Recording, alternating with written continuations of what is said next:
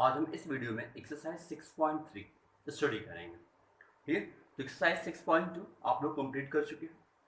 तो एक्सरसाइज 6.2 में क्या होता था, केवल एक लीनियर इनक्वालिटी दी होती थी, उसके लिए हमें सैडल रीजन यानी सॉल्यूशन फाइंड करना होता है।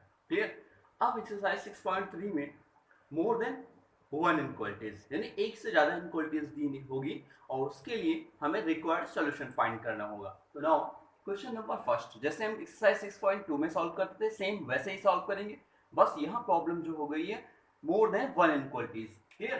तो question number one, given here x is greater than 3 and y is greater than equal of 2। तो सबसे फर्स्ट स्टेप में क्या करते थे, इसको इक्वेशन के फॉर्म में चेंज करते थे। क्लियर? तो changing equation form, step first. Clear?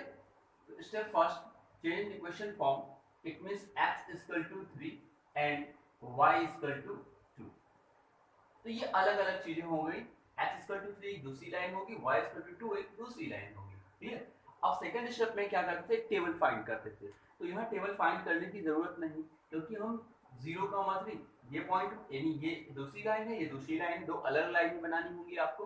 तो स्टेप डायरेक्टली हम सेकंड मतलब जैसा स्टेप की जरूरत होती है उसी तरह से लिखते हैं, ऐसा नहीं कि 4 स्टेप हर जगह लिखेंगे। तो सेकंड स्टेप को यहाँ मैंने लीव कर दिया। सेकंड स्टेप मतलब जो फाइंड टेबल हम नहीं बना रहे हैं यहाँ, तो थर्ड स्टेप को सेकंड स्टेप मान ले रहे हैं। क्लियर? तो step second here, draw a graph. तो जब ग्राफ आप ड्रा करते हैं तो क्या करेंगे यहाँ, x axis, clear, and here y axis. X equal to 3, तो x equal to 3 it means 1 2 3 1 2 3। तो एक्स इक्वल टू 3 कहाँ होगा student, x equal to 3 it means parallel to y axis. Y यहाँ नहीं है इस इक्वेशन में, इस इनक्वालिटीज में, तो वाई क्या हो जाएगा 0। तो this is here x equal to 3, this line is called x is equal to 3. Clear? And here y is equal to 2. So then this, क्योंकि यहाँ only y, here only y, x not here, so 0. So it means this line is y is equal to 2. This is center. 0, 0.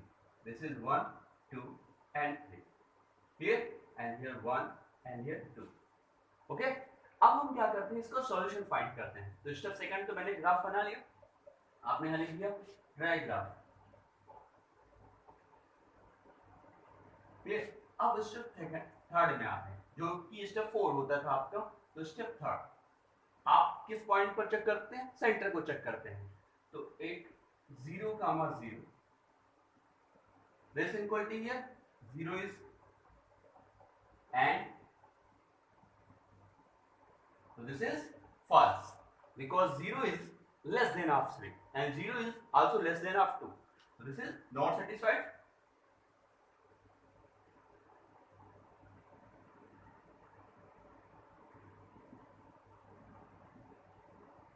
Okay, 0,0 इसमें 0,0 satisfied नहीं कर रहा। Clear? तो ये जो line हुई, इस लाइन के लेफ्ट साइड में क्या आपका सेंटर, तो इट मींस दोनों जो इनक्वालिटीज दी गई हैं उन दोनों के जो सॉल्यूशन होंगे वो क्या होंगे, अपोजिट साइड ऑफ सेंटर होंगे, बिकॉज 0,0 इज नॉट सेटिस्फाइड। अगर 0,0 सेटिस्फाइड करता तो इसका सॉल्यूशन रीजन यानी जो रीजन होता वो कहाँ होता, विद सेंटर होता, सेंटर के साथ होता।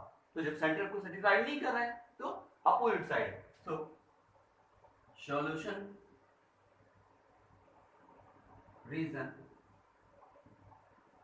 Of both inequalities, both inequality are opposite side of center। ठीक, तो वो अपोजिट साइड कौन सा होगा वो चीज हमें बनानी है।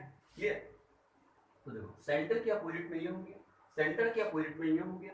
क्लियर? तो अब हमारे पास दो इनक्वालिटीज थी, तो जो एग्जैक्ट आपका सॉल्यूशन होगा, रिक्वायर्ड सॉल्यूशन होगा आपका वो, इट मींस जैसे हम ओनली वन इनक्वालिटीज दी होती x इज ग्रेटर देन 3, तो उसके लिए क्या फिगर बनाते, ये बनाते, आप इक्वल दिया था इसलिए लाइन को टच करते।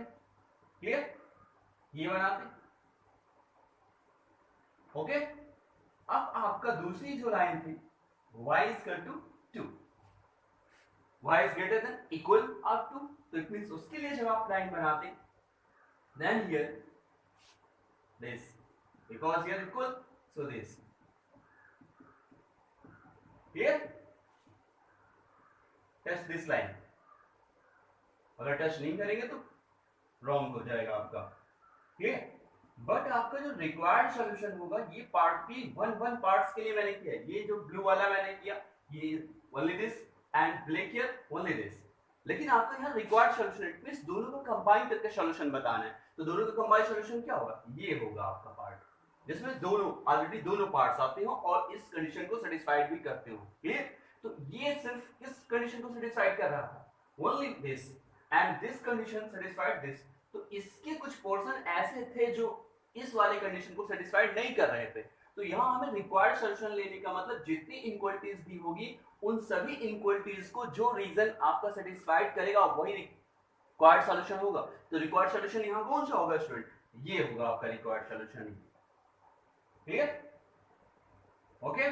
तो इन सब चीजों को करने की जरूरत नहीं थी, आप पेंसिल से किया करिए और इन सबको फिर इरेज कर दीजिए, ओके, जिससे आपको समझ में आ जाए कि जो रिक्वायर्ड सॉल्यूशन है वो सिर्फ ये है, ठीक।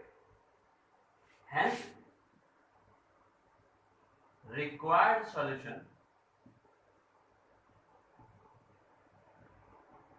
is shaded region. Okay student, यानी अदर जो चीजें करिए आप पेंसिल से कर दिया करिए और फिर बाद में उसको इरेज कर दीजिए कि जो जैसे दो इनइक्वालिटीज थी तो दोनों में जो कॉमन होगा उसी रीजन को हम रिक्वायर्ड सॉल्यूशन मानेंगे, क्लियर। तो दिस इज योर फर्स्ट। अब एक क्वेश्चन और हम सॉल्व कर लेते हैं, question number 4, sorry question number second, third, 4, 5, 6 ऐसे आप कंप्लीट कर लेंगे। अब हम ऐसे इनइक्वालिटीज ऐसे क्वेश्चन को ले रहे हैं जिसमें 4 इनइक्वालिटीज दी है। तो नाउ ये question number 10, clear. Now question number 10, तो क्वेश्चन नंबर 10 क्या कह रहा है, गिवन हियर